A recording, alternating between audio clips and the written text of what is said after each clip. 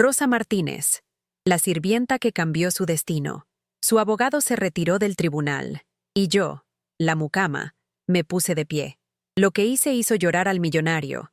Fue el momento en que me di cuenta de que nadie me veía realmente. Ni siquiera cuando yo era el corazón que mantenía viva su casa. Tal vez tú trabajas para alguien que nunca te da las gracias, o limpias mientras todos duermen. Dime, ¿desde dónde me estás viendo? ¿Y qué hora es ahora? Te prometo, la historia de hoy te llegará al corazón. Mi nombre es Rosa Martínez, y durante 23 años fui invisible a plena vista. Cada mañana a las 5:30 me ponía ese uniforme azul descolorido, el cuello duro cortándome el pescuezo como un recordatorio constante de que no pertenecía al mundo que ayudaba a mantener. El departamento de la colonia Polanco donde trabajaba olía perpetuamente a limpiador de limón y orquídeas frescas. Orquídeas que costaban más que mi salario mensual, arregladas semanalmente por un florista que recibía más respeto en 5 minutos de lo que yo había recibido en más de 2 décadas. A los 58 años, mis manos contaban la historia de mi servicio, agrietadas por incontables horas con blanqueador y amoníaco, cicatrizadas por vidrios rotos que había barrido después de sus cenas, callosas de tallar pisos de mármol hasta que brillaran como espejos, reflejando rostros que me miraban sin verme. Ese martes por la mañana de octubre, el mensaje llegó a mi viejo celular de tapita, el único que podía pagar con mi sueldo. Audiencia pospuesta. Abogado renunció. Emergencia familiar. El texto era del equipo legal del señor Davenport. Algo se retorció en mi estómago. Después de todos estos años guardando sus secretos, estaba a punto de convertirme en parte de su crisis más grande. Verás, Charles Davenport no era solo rico. Era rico de Polanco, el tipo de fortuna construida sobre inversiones bursátiles con las que la mayoría de la gente solo sueña. Su portafolio incluía todo, desde acciones de primera hasta criptomonedas que valían millones en Bitcoin. Cuando la gente preguntaba sobre su patrimonio, sonreía y decía que sus activos estaban diversificados más allá de cualquier medida convencional. Lo que no sabían, lo que yo sabía por escuchar llamadas nocturnas y encontrar documentos financieros arrugados en el bote de basura de su estudio, era que su imperio se desmoronaba. Pero me estoy adelantando. Déjame llevarte de vuelta a donde todo comenzó, a una mujer asustada de 35 años que pensó que había encontrado la salvación en el servicio. Llegué a la mansión de los Davenport en 1999, recién llegada de Nesa, con esperanza en el corazón y desesperación en el alma. Mi hija Carmen tenía 12 años entonces, quedándose con mi hermana mientras yo trabajaba para construirnos una vida mejor. Solo por unos años, le prometí, hasta que pueda ahorrar lo suficiente para conseguirnos nuestro propio lugar. Esos pocos años se extendieron a décadas, y mi niñita creció visitándome en la casa de alguien más, como si yo fuera una pariente lejana que apenas conocía. La familia Davenport vivía en un mundo que apenas podía comprender. Sus revisiones mensuales de portafolio de inversión involucraban más dinero del que la mayoría de las familias ve en toda la vida. La señora Eleanor Davenport mencionaba casualmente perder $50,000 en una mala operación bursátil, de la manera en que la gente normal se queja de derramar café. El fondo fiduciario de su hijo Timothy generaba más intereses en un año de lo que yo ganaba tallando sus pisos durante 5. Rosa, asegúrate de que el cristal esté impecable, me decía la señora Davenport, con esa voz particular que usa la gente adinerada cuando se dirige al servicio doméstico. No cruel, exactamente, pero distante. Clínica. Como si yo fuera un electrodoméstico de limpieza muy avanzado que requería comandos verbales. Aprendí a moverme como un fantasma por sus vidas. Sabía que la señora Davenport tomaba medicamentos para la ansiedad que le ocultaba a su esposo. Sabía que el señor Davenport tenía videollamadas nocturnas con socios comerciales en Suiza sobre mover activos al extranjero. Sabía que su hija Emily luchaba con un trastorno alimentario que la familia fingía que era solo nutrición cuidadosa. Sabía que Timothy tenía un problema con el juego que estaba quemando su herencia más rápido de lo que su padre podía reponerla. Pero conocer sus secretos no me hacía familia, me hacía peligrosa. y las cosas peligrosas, en el mundo de los Davenport, eran controladas o eliminadas. Los niños que ayudé a criar me decían Rosa, nunca señora Martínez, nunca con el respeto que mostraban a los amigos de sus padres. Cuando Emily tenía pesadillas a los 6 años, corría a mi cuarto, no al de su madre. Cuando Timothy batallaba con la tarea, me sentaba con él en la mesa de la cocina, enseñándole matemáticas con la paciencia que sus tutores no tenían. Cuando la familia viajaba a su casa en Valle de Bravo cada verano, yo me quedaba, manteniendo el departamento de la ciudad y perdiendo los cumpleaños de verano de mi propia hija año tras año. «Tienes mucha suerte de tener este trabajo», me recordaba la señora Davenport cada vez que pedía tiempo libre. ¿Sabes cuántas mujeres matarían por esta oportunidad? La palabra oportunidad siempre se me atoraba en la garganta. ¿Oportunidad para qué? ¿Para ver a otros vivir mientras mi propia vida se escapaba? Carmen me visitaba los domingos cuando podía tomar el metro desde Nesa. Nos sentábamos en mi cuarto pequeño, apenas más grande que el closet de la familia Davenport, y me contaba sobre la escuela, sobre muchachos, sobre sueños que no podía permitirme compartir. «¿Por qué no puedes simplemente venir a casa, mami?», me preguntaba, y yo le explicaba sobre el sueldo fijo, sobre el seguro de salud, sobre la promesa de un futuro seguro que siempre parecía estar fuera de alcance. Lo que no podía explicar era cómo me había vuelto adicta a ser necesaria, aunque no fuera valorada. La familia Davenport se desmoronaría sin mí. Lo sabía con absoluta certeza. Yo era quien recordaba el cumpleaños de la madre de Eleanor cuando Eleanor lo olvidaba. Yo era quien se aseguraba de que Charles tuviera su medicamento para la presión durante llamadas comerciales estresantes. Yo era quien mantenía su calendario social organizado y su hogar funcionando sin problemas. Era indispensable. Pero indispensable y amada son dos cosas muy diferentes. La crisis financiera de 2008 golpeó a la familia Davenport más duro de lo que dejaron saber. Veía a Charles caminar por su estudio de noche, haciendo llamadas frenéticas sobre márgenes y problemas de liquidez. Vi la pila de facturas en su escritorio marcadas «Urgente» en tinta roja. Noté cuando la señora Davenport comenzó a comprar en Liverpool con menos frecuencia, cuando los arreglos florales semanales se volvieron quincenales, cuando silenciosamente despidieron a su chef de medio tiempo. ¿Pero me despidieron a mí? No. Mi salario era demasiado pequeño para hacer diferencia en su déficit presupuestal masivo, y mis servicios se habían vuelto aún más cruciales mientras trataban de mantener las apariencias con ingresos menguantes. Me convertí en su guardiana de secretos y su chivo expiatorio, responsable de hacer que su estilo de vida disminuido se viera sin esfuerzo para el mundo exterior. «Rosa, vamos a necesitar que trabajes unas horas extras sin pago de tiempo extra», me explicó el señor Davenport una tarde, como si me estuviera haciendo un favor.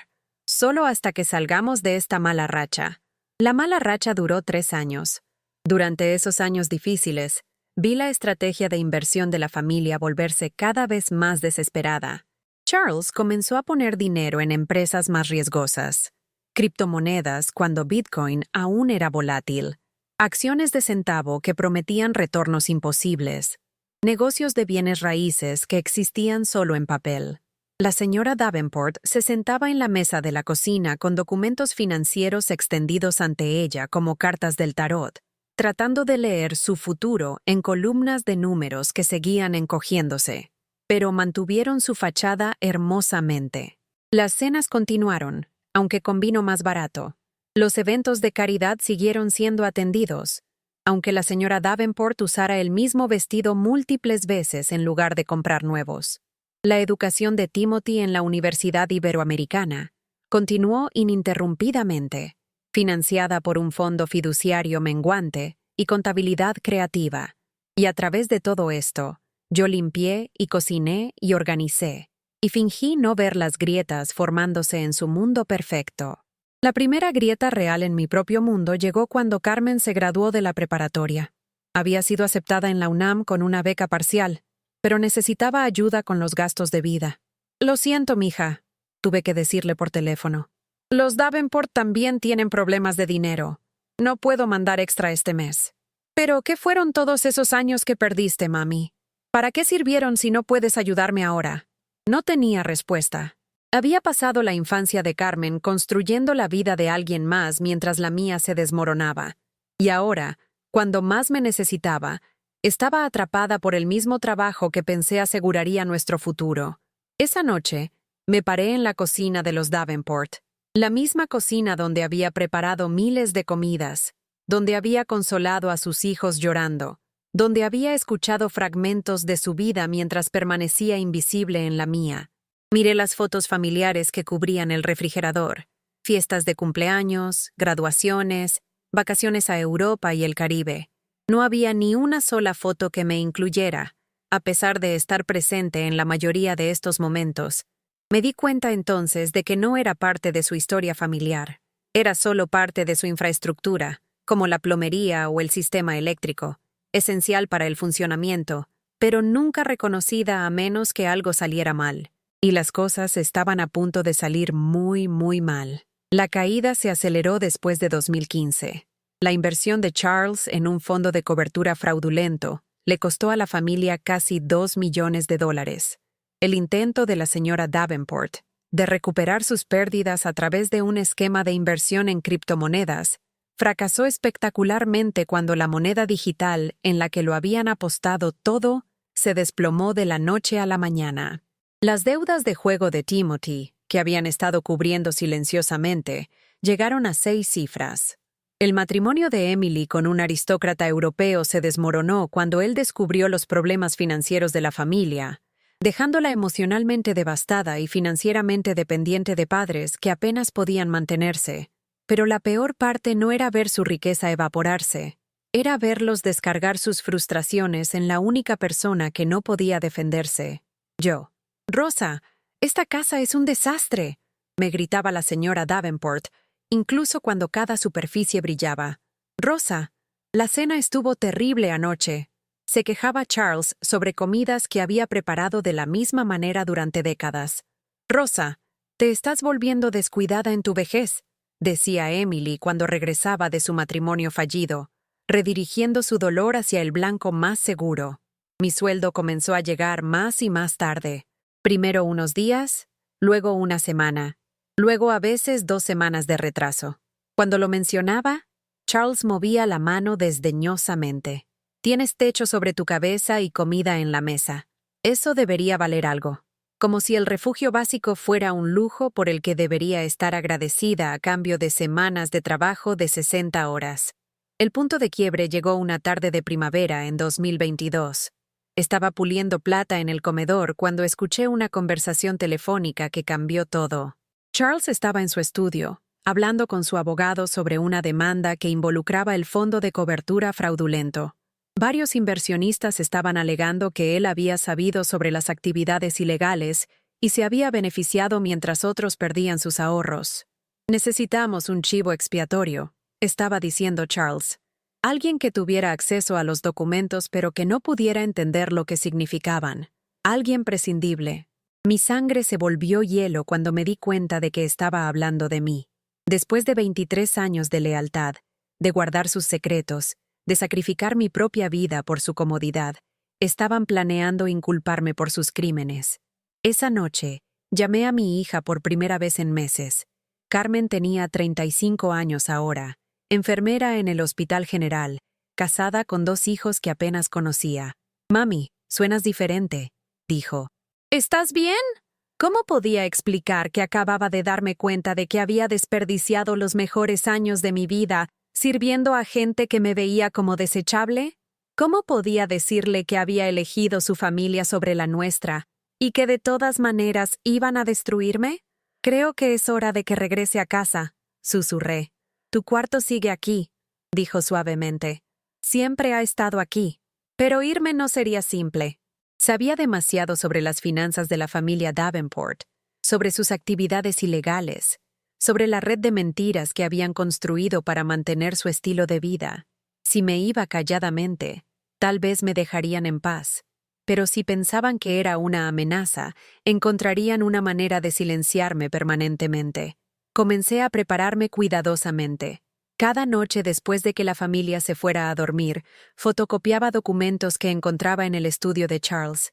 Estados de cuenta bancarios mostrando transferencias a cuentas en el extranjero, emails discutiendo estrategias de evasión fiscal, registros de comercio interno basado en información que Charles obtenía a través de las conexiones de su club de golf. Guardé todo en una caja de seguridad que renté bajo mi nombre de soltera, pagándola con efectivo que había ahorrado de los sobrantes del presupuesto de la despensa. Mi plan era simple: desaparecer silenciosamente y esperar que se olvidaran de mí. Pero el destino tenía otras ideas. La demanda avanzó más rápido de lo que alguien esperaba. Para junio, los investigadores federales estaban entrevistando a todos los conectados al escándalo del fondo de cobertura. Cuando llamaron a la casa de los Davenport, preguntando por Charles, él entró en pánico. En horas, su abogado había elaborado una estrategia que hizo realidad mis peores temores. Encontré los documentos legales por accidente, archivados bajo personal doméstico, en el escritorio de Charles. Una declaración jurada alegando que Rosa Martínez, empleada doméstica de muchos años, tenía acceso completo a registros financieros y podría haber estado involucrada en alteración de documentos. Testigos de carácter declarando que yo había mostrado interés inusual en los asuntos comerciales de la familia. Registros bancarios mostrando que mis pagos de salario habían sido clasificados como honorarios de consultoría para propósitos fiscales, haciéndome parecer una asesora financiera en lugar de una ama de llaves. Me estaban preparando para cargar con la culpa de 30 años de crímenes financieros. Esa tarde, confronté a la señora Davenport en la cocina. «Sé lo que Charles está planeando», dije silenciosamente. «Sé sobre la declaración jurada». Ni siquiera tuvo la gracia de verse avergonzada. «Rosa, tienes que entender nuestra posición. Estamos hablando de perder todo: nuestra casa, nuestra reputación, el futuro de nuestros hijos. Tú eres solo una persona. Nosotros somos una familia entera. He sido parte de esta familia por 23 años», le recordé. «No, Rosa. Has sido nuestra empleada por 23 años. Hay una diferencia». Las palabras me golpearon como un golpe físico. Todos esos años diciéndome que era valorada, que les importaba, que mi sacrificio significaba algo. Todo había sido delusión. Era una sirvienta. Nada más, nada menos.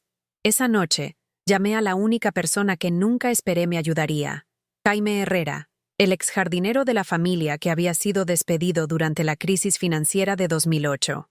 Jaime tenía 70 años ahora, viviendo en un departamento pequeño en la del Valle, pero su mente era aguda y su sentido de justicia más agudo. «Siempre me pregunté cuándo se voltearían contra ti», dijo cuando le expliqué la situación. «He visto esto antes, Rosa. La gente rica no cae sola. Siempre se llevan a alguien con ellos». Jaime había trabajado para familias adineradas toda su carrera. También había trabajado como paralejista antes de volverse jardinero, y había mantenido su conocimiento legal actualizado a través de décadas, observando los problemas legales de sus empleadores. Más importante, había estado silenciosamente documentando el abuso de trabajadores domésticos por familias adineradas durante años, construyendo archivos que compartía con organizaciones de derechos laborales. «¿Tienes evidencia?», preguntó. Le conté sobre la caja de seguridad, sobre los documentos que había copiado, sobre los años de irregularidades financieras que había presenciado. Jaime escuchó silenciosamente. Luego sonrió. La primera sonrisa genuina que había visto en meses. «Rosa, tal vez no lo sepas, pero los tienes completamente atrapados. La pregunta es, ¿qué quieres hacer al respecto? Lo que quería era simple: libertad, la oportunidad de vivir mis últimos buenos años en paz, conocer a mis nietos, dormir sin preguntarme si mañana traería otra humillación. Pero lo que necesitaba era protección de gente que tenía el dinero y las conexiones para destruirme. Quiero desaparecer», dije, «pero quiero asegurarme de que no puedan lastimarme». Jaime asintió. «Entonces vamos a tener que hablar con algunas personas». Las personas que Jaime me presentó cambiaron todo. Primero fue María Santos, una abogada de derechos laborales que se especializaba en casos de abuso a trabajadoras domésticas. María había escuchado historias como la mía cientos de veces. Mujeres inmigrantes atrapadas en hogares adinerados, sus vidas consumidas por servicio a familias que las veían como propiedad en lugar de personas. La buena noticia es que tienes evidencia documentada de sus crímenes, me explicó María cuando nos reunimos en su oficina en el centro de la Ciudad de México. La mala noticia es que tienen dinero y conexiones. Pero la realmente buena noticia es que los investigadores federales ya los están investigando. Si calculamos esto bien, te conviertes en denunciante en lugar de chivo expiatorio. El plan era elegante en su simplicidad. En lugar de correr o esconderme, contactaría directamente a los investigadores federales y ofrecería cooperar con su investigación. Proporcionaría evidencia de crímenes financieros que había presenciado mientras trabajaba en el hogar de los Davenport. A cambio, recibiría protección de denunciante e inmunidad de cualquier cargo que pudieran tratar de traer contra mí. Pero primero, tenía que sobrevivir su intento de destruirme. La audiencia estaba programada para un jueves por la mañana de octubre. Los abogados de Charles planeaban presentar su caso de que yo era coconspiradora en el fraude del fondo de cobertura, usando mis pagos de honorarios de consultoría y acceso a documentos financieros como evidencia de mi involucramiento. Si tenían éxito, esta estrategia desviaría la culpa lejos de Charles, mientras me posicionaba como la mente maestra detrás de crímenes financieros complejos que apenas entendía. La noche antes de la audiencia, me senté en mi cuarto pequeño y escribí una carta a Carmen explicando todo. Si los Davenport lograban inculparme, al menos sabría la verdad sobre lo que le pasó a su madre. Si su plan fracasaba, entendería por qué me había quedado lejos tantos años y por qué finalmente estaba regresando a casa. El jueves por la mañana llegó gris y frío, clima típico de octubre en la Ciudad de México. Me vestí cuidadosamente con el único vestido bueno que tenía, negro, simple, el tipo de atuendo que decía «mujer trabajadora respetable» en lugar de «mente criminal». Me trencé el cabello gris cuidadosamente y me miré en el espejo una última vez como Rosa Martínez, trabajadora doméstica. Después de hoy, sería Rosa Martínez, convicta, o Rosa Martínez, mujer libre. El Tribunal Federal en el centro histórico era intimidante. Columnas de mármol y gente de cara seria en trajes caros. Nunca había estado dentro de un edificio así excepto para limpiarlo. Charles llegó con un séquito. 3 abogados, un investigador privado y un especialista en relaciones públicas para manejar la cobertura mediática. La señora Davenport usaba un vestido azul marino que probablemente costaba más de lo que yo ganaba en 6 meses y había contratado una estilista para que se viera como una víctima doliente de fraude financiero. Se veían completamente como la familia adinerada, agraviada por la traición de su empleada de confianza. Me senté sola en una banca de madera, esperando por mi abogado designado, un defensor público que me había conocido por 20 minutos la semana anterior, y parecía más interesado en procesar mi caso rápidamente que en defenderme efectivamente. El abogado principal de la familia Davenport era un hombre llamado Ricardo Salinas, cuya tarifa por hora excedía mi salario mensual. Se levantó a presentar su declaración inicial con la confianza de alguien que nunca había perdido un caso, involucrando clientes adinerados y acusados de clase trabajadora.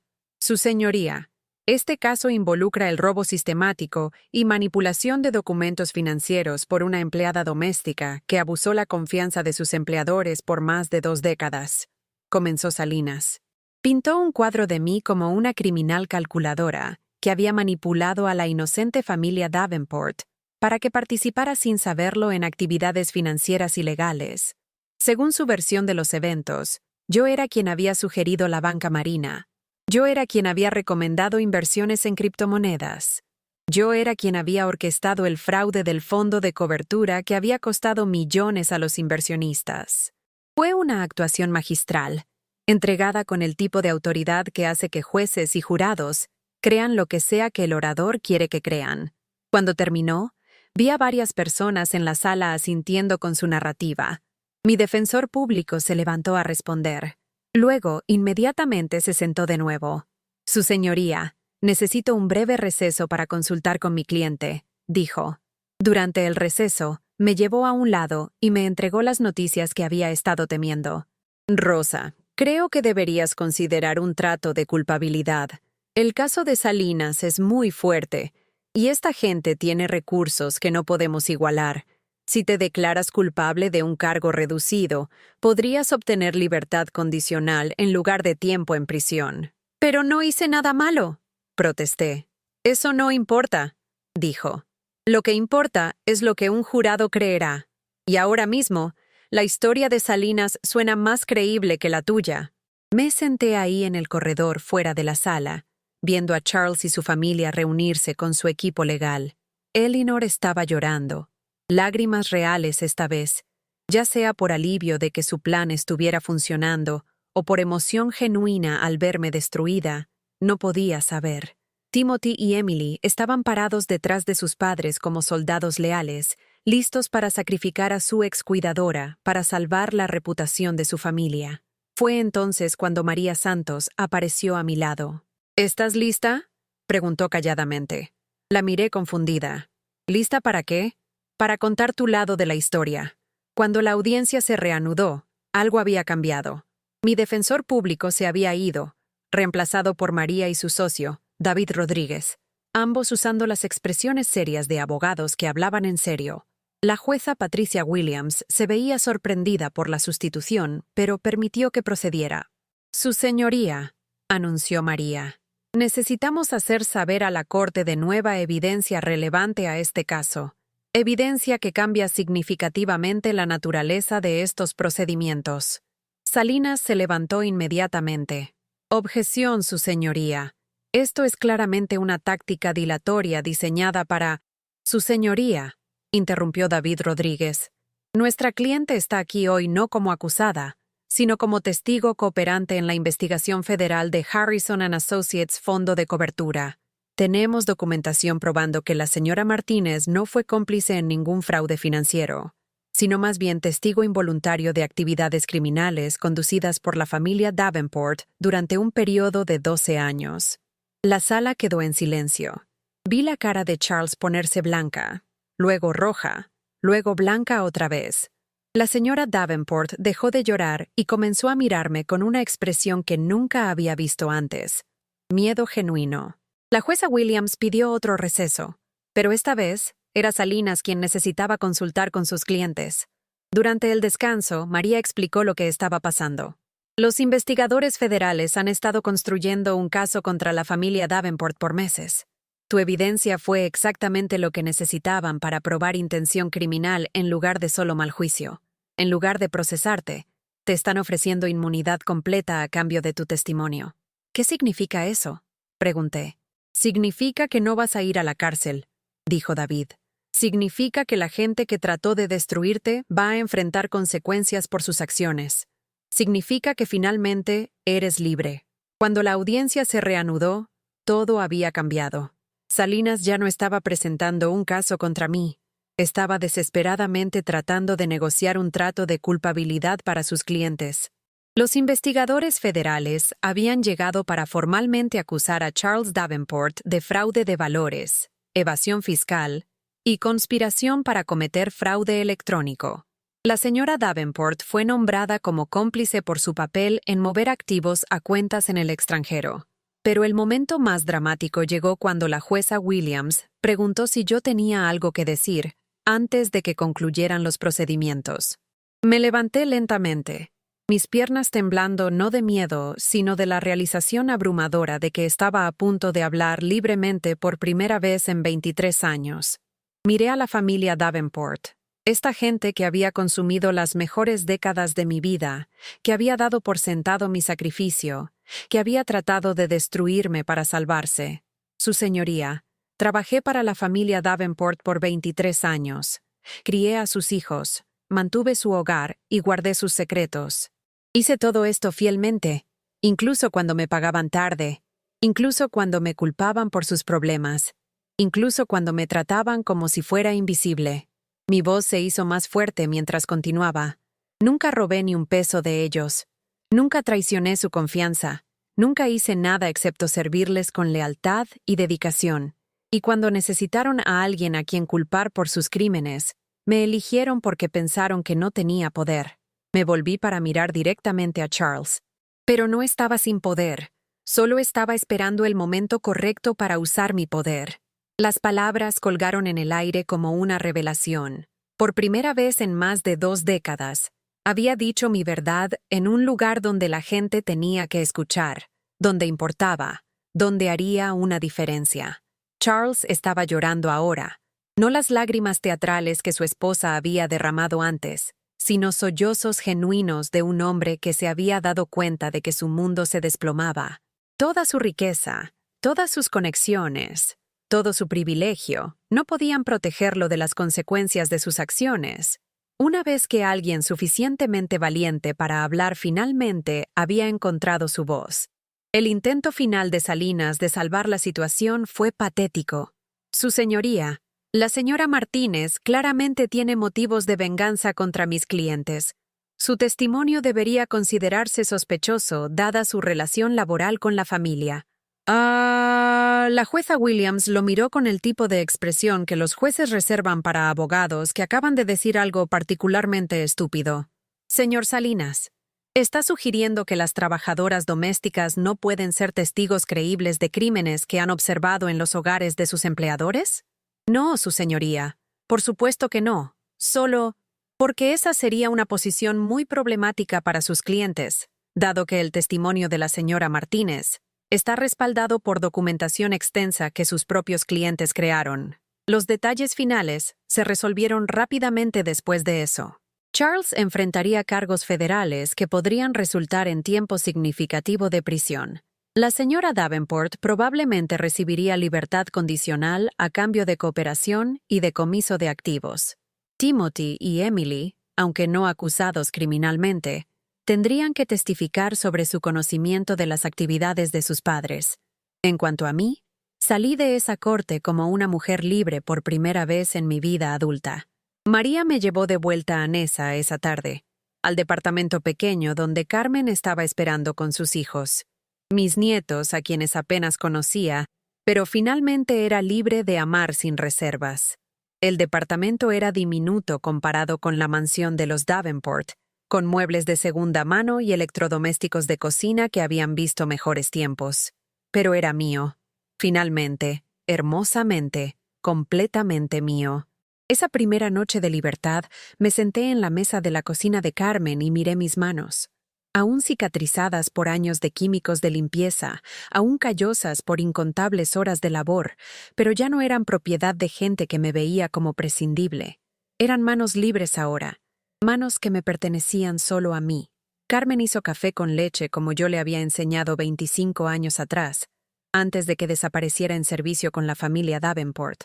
Nos sentamos juntas en silencio cómodo, mis nietos dormidos en el cuarto de al lado.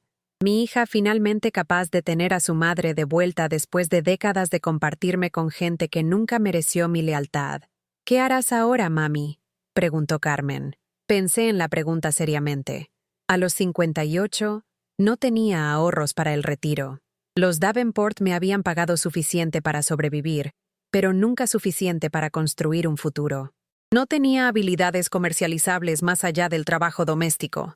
No tenía educación más allá de la preparatoria, pero tenía algo que nunca había poseído antes: la libertad de descubrir quién podía llegar a ser Rosa Martínez cuando finalmente estaba viviendo para sí misma. Creo que me gustaría ayudar a otras mujeres, dije. Mujeres que están atrapadas como yo estaba. Mujeres que no saben que tienen derechos, que no saben que pueden defenderse.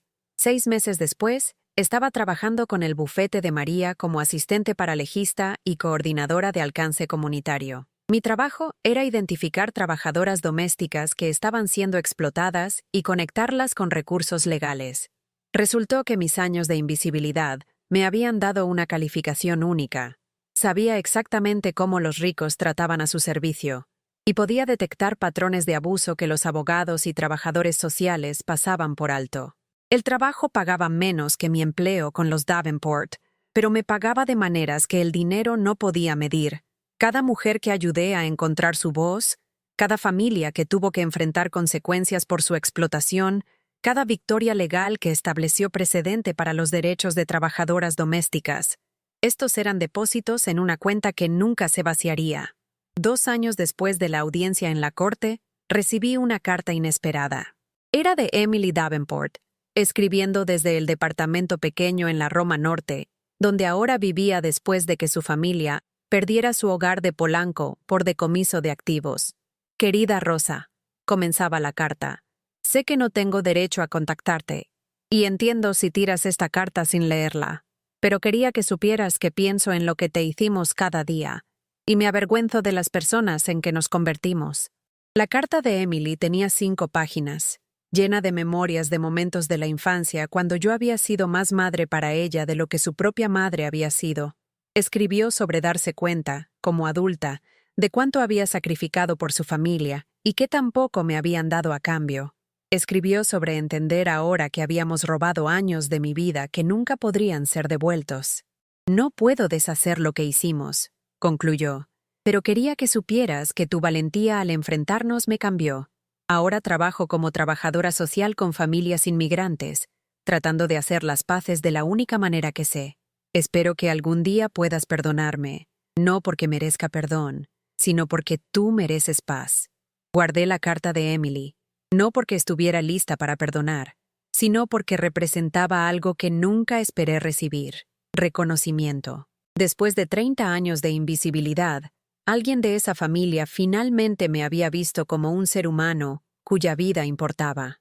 Charles cumplió 18 meses en prisión federal, una sentencia que parecía ligera considerando los millones de dólares que había costado a inversionistas, pero significativa para un hombre que nunca había enfrentado consecuencias por sus acciones antes.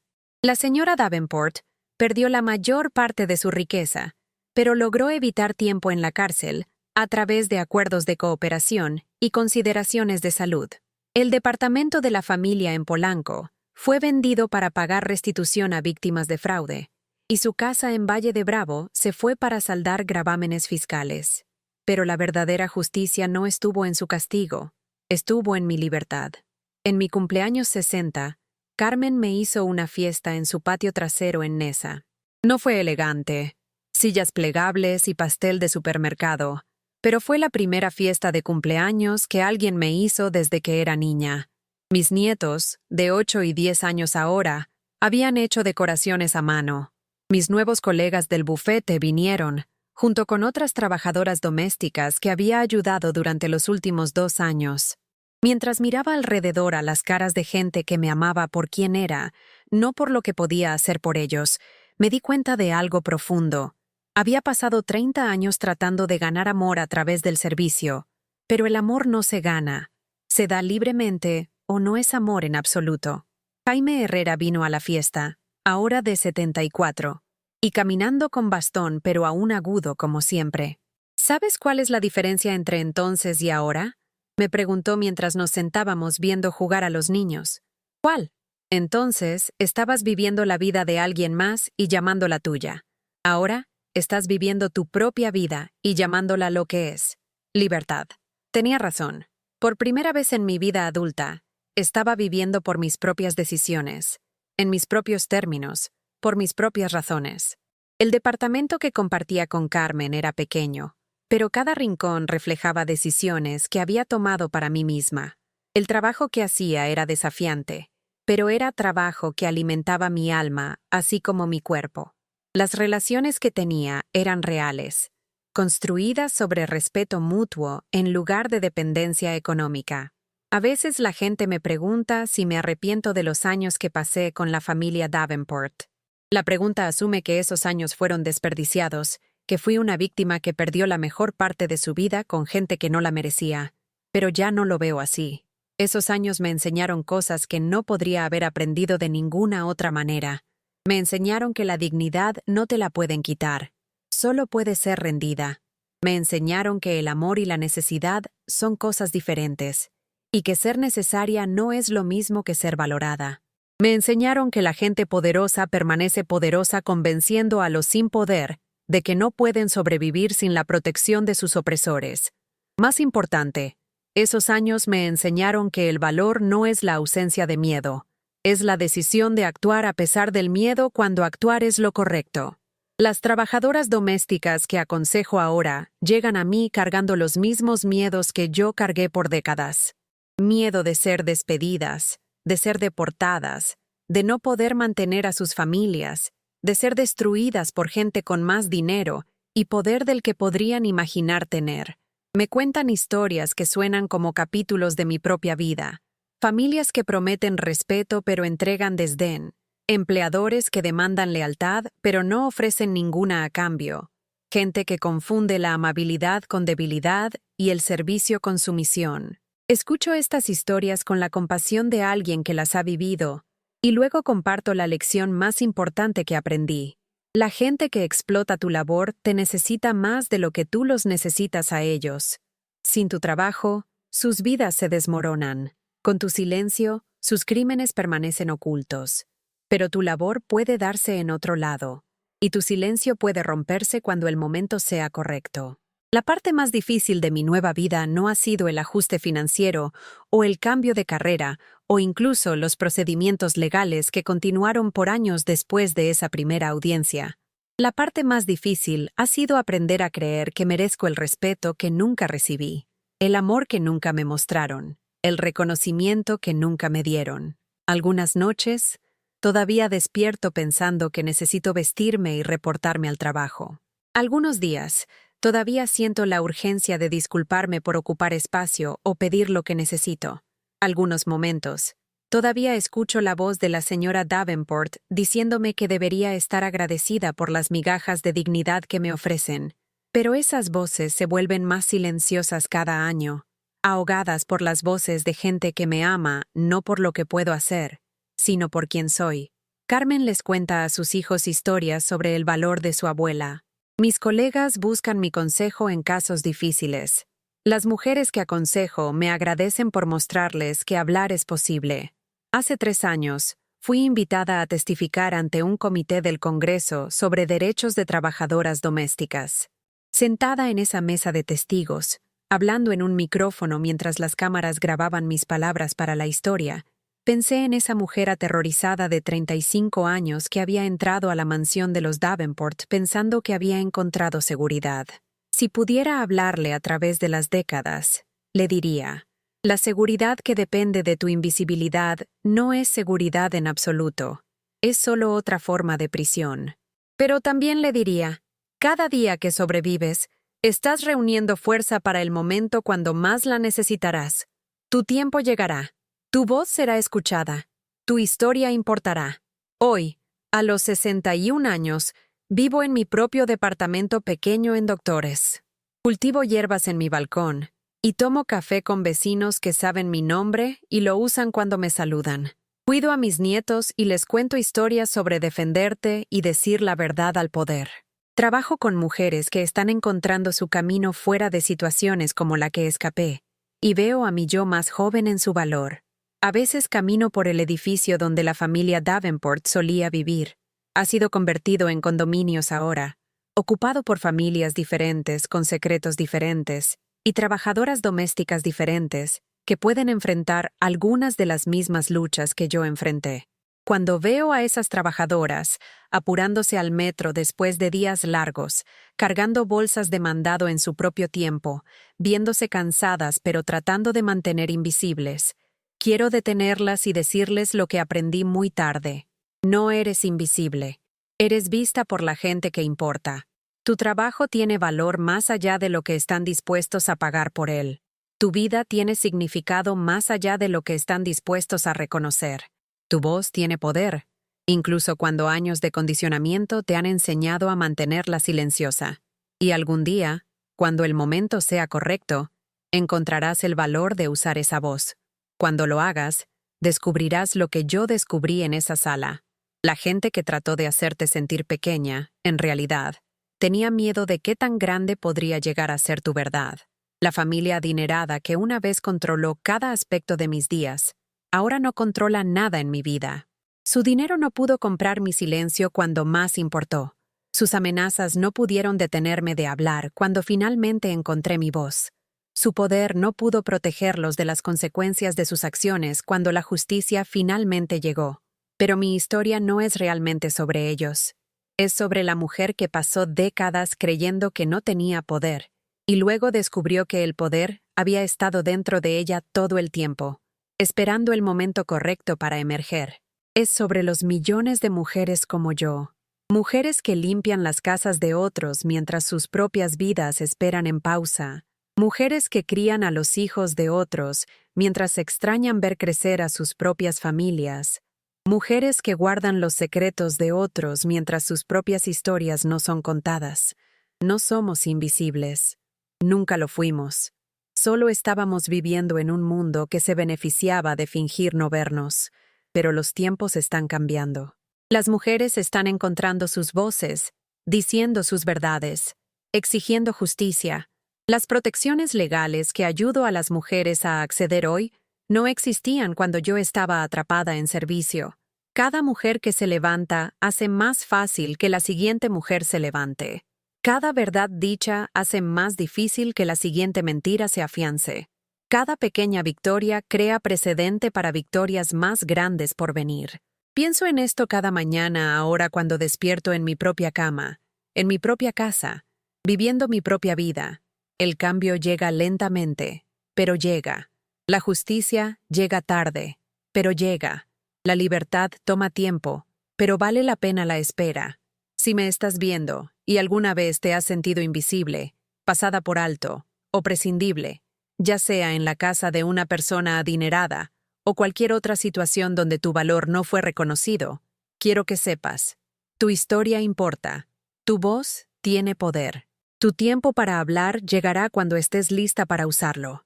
Comparte tu historia en los comentarios. Deja que otros sepan que no están solos.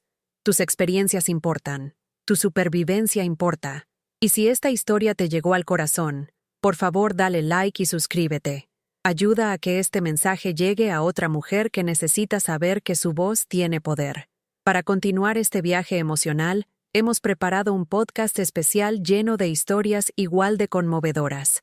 Puedes encontrarlo haciendo clic en el lado izquierdo de tu pantalla. Gracias por acompañarme en este viaje del corazón, por escuchar mi historia, por creer que la dignidad de cada persona importa sin importar sus circunstancias.